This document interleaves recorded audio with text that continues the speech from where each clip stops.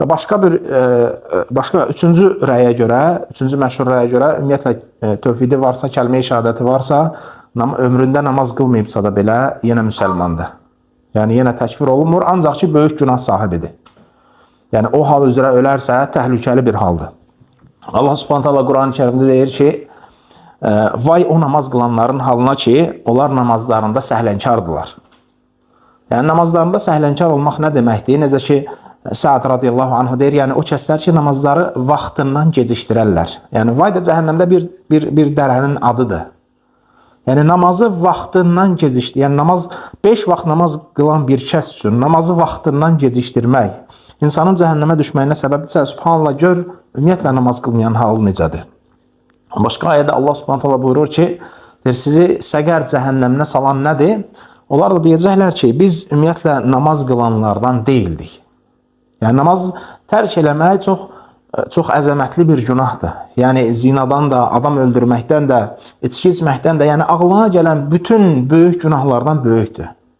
Peyğəmbər sallallahu aleyhi və səlləm buyurur ki, kim deyir əsr namazını qılmazsa, bütün əməlləri puç olar.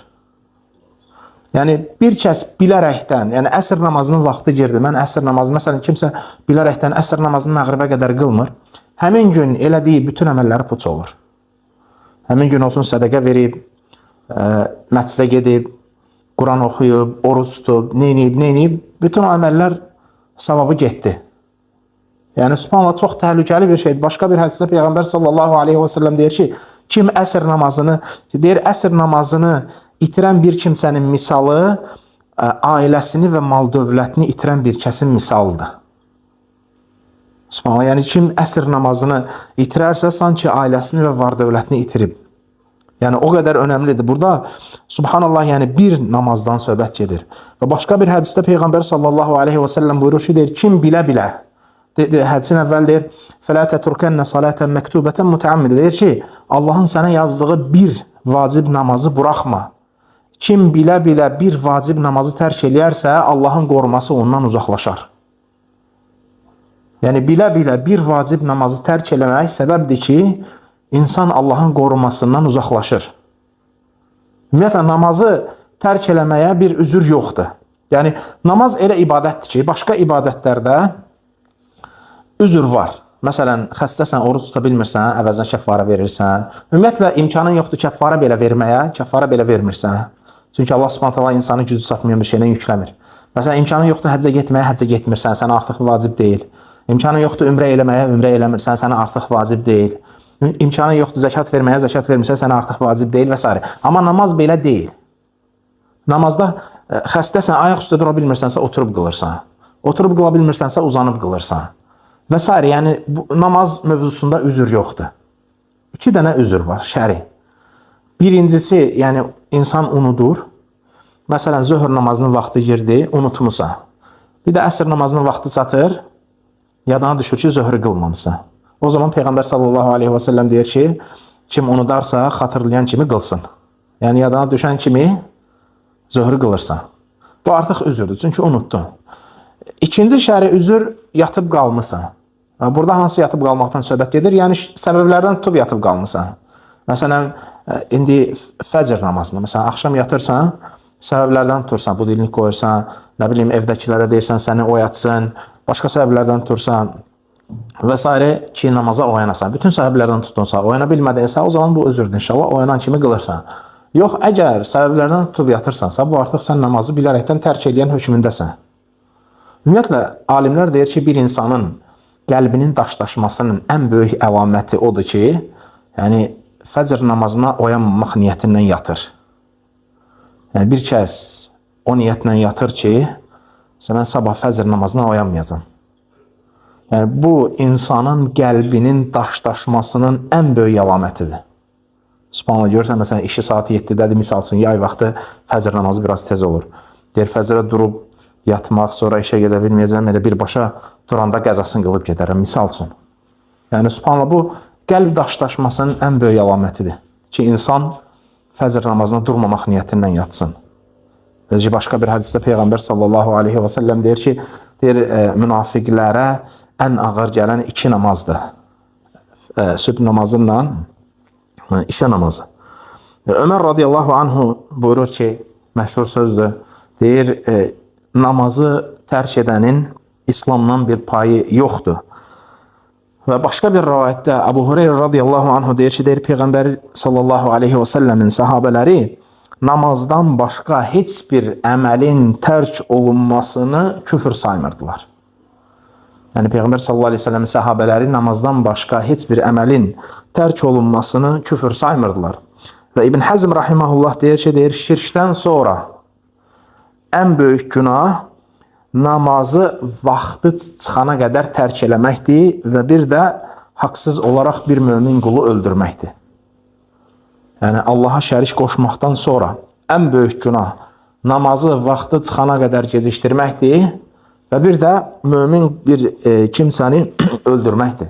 Başqa bir hədisdə Peyğəmbər sallallahu aleyhi və səlləm buyurur ki, qiyamət günü qulun ən birinci soruşulduğu əməl namazdır. Əgər namazı yerində olarsa, o biri əməllərdə yerində olar. O biri əməllərdə ondan qəbul olar. Yox, əgər namazları yerində olmazsa, o biri əməllərdə yerində olmaz. Yəni, namaz bu qədər önəmlidir. Və başqa bir hədisdə Peyğəmbər sallallahu aleyhi və səlləm buyurur ki, mən insanlarla kəlmə-i şəhadət gətirib, namaz qılıb, zəkat verənə qədər insanlarla vuruşmaqla əmr olundum. Əgər onlar bunu edərlərsə, İslam haqqı xaric, onların malları və qanları haramdır. Yox, əgər küfürlərini gizlədərlərsə, hesabları uca Allaha aiddir. Hamımız bilirik, məşhur rəvayətdir, Zülxüveysra, xavaricilərin başı, belə deyək ki, Peyğəmbər sallallahu aleyhi və səlləmə deyir ki, ya Rasulullah deyir, Allahdan qorx, ədalətli ol. Onda Xalid bin Valid radiyallahu anh deyir ki, ya Rasulullah deyir, icazə ver boynunu vurun. Onda Peyğəmbər sallallahu aleyhi və səlləm deyir ki, yox deyir, ola bilsin ki, o namaz qılanlardandır. Yəni, bir insanın namaz qılması artıq onu İslam qoruması altına alır. Və subhanallah, namaz qılmamaqda təhlükəli bir əməldir. Yəni, Peyğəmbər sallallahu aleyhi və səlləm deyir, kim 5 vaxt namazını qoruyarsa, qiyamət günü bu onun üçün bir nur olar və bir dəlil olar və bir qurtuluş olar. Və kim də 5 vaxt namazını qorumazsa, qiyamət günü onun üçün nə bir nur olmaz, nə bir dəlil olmaz, nə də bir qurtuluş olmaz və o qiyamət günü Fironla, Həmənlə, Qarunla, bir də Ubey ibn Xaleflə bir yerdə həşr olunar. Subhanallah, bu 4 nəfər, bu 4 kişi, necə ki İbn Qayyim rahimehullah deyir ki, bunlar yaşadıkları dövrdə küfrün ən başda gedənləri idi. Yəni, belə deyək, ən pik kafirlər idi yaşadıkları dövrdə.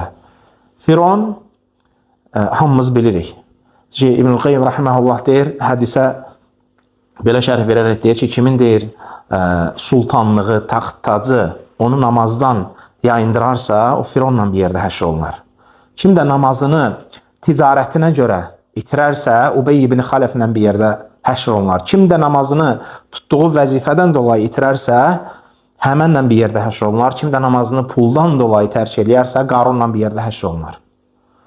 Firon hamımız bilirik. Həmən də Fironun vəziri idi, bunu da bilirik. Qarunu da hamımız bilirik ki, var dövlət sahibi idi, ancaq Musa əleyhissalama qarşı vuruşurdu. Ubey ibn Xaləfi çoxlarımız bilmirik. Ubey ibn Xaləf Peyğəmbər sallallahu aleyhi və səlləmin vaxtında Məkkədə yaşayan müşriklərdən idi, Məkkə müşriklərdən idi. Niyə Ubey ibn Xaləf? Peyğəmbər sallallahu aleyhi və səlləm bütün ömür boyu, istər döyüşdə olsun, istər döyüşdən kənarda olsun, heç kimi öldürməyib. Nə döyüşdən kənarda heç kimi öldürməyib, bütün ömür boyu. Bir nəfərdən başqa, o da Ubey ibn Xaləf. Peyğəmbər sallallahu aleyhi və səlləm Ubey ibn Xaləfi özü öldürüb. Yəni, o qədər küfründə, şirkində, xəbisliyində o qədər şiddətli olub. Və yeganə adamdır ki, onu Peyğəmbər sallallahu aleyhi və səlləm özü öldürüb. Yəni, siz təsəvvür edin ki, adamın küfrü, şirki nə dərəcədə olub. Və o evindən Uhud döyüşündə sırf Peyğəmbər sallallahu aleyhi və səlləmi öldürmək üçün və o niyyətlə yaşayır. Və Peyğəmbər sallallahu aleyhi və səlləmi görəndə deyir ki, mən səni öldürəcəm. Peyğəmbər sallallahu aleyhi və səlləm deyir ki, xeyr deyir, mən səni öldürəcəm. Bunu deyəndə qorxur. Uhud döyüşünə gəlmək istəmir. Çünki deyir ki, Məhəmməd dedi ki, məni öldürəcək. Ancaq ki, o kibir, təkəbbürlük, yəni onu gətirir. Və gələndə artıq Peyğəmbər sallallahu aleyhi və səlləmin əlindən ölür. Yəni, subhanallah, Və namaz qılmayan bir kimsə də, yəni bu 4 kişi ilə bir yerdə həşr olunur. Fironla, Həmənlə, Qarunla və Ubey ibn Xaləflə. Namaz qılmaq da tam bunun əksi. Namaz qılmaq da insanı həm Allahın əzabından qurtarmasına bir səbəbdir, həm günahlarının bağışlanmasına bir səbəbdir. Düzdür, hədis zəifdir, ancaq ki, mənası səhihdir ki, siz günahlar içində yanırsınız gün ərzində.